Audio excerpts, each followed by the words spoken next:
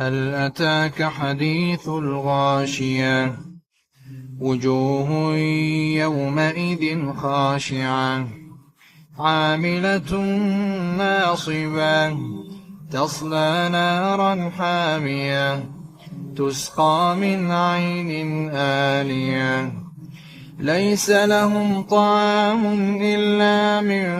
ضريع لا يسمن ولا يغني من جوع وجوه يومئذ ناعمة لسعيها راضية في جنة عالية لا تسمع فيها لاغية فيها عين جارية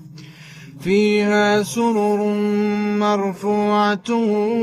وأكواب موضوعة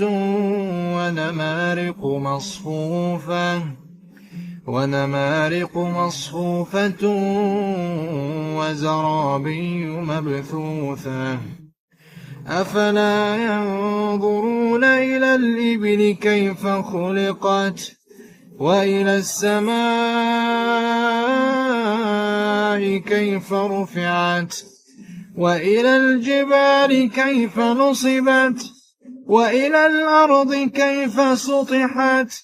فذكر إنما أنت مذكر لست عليهم بمسيطر إلا من تولى وكفر فيعذبه الله العذاب الأكبر إن إلينا إيابهم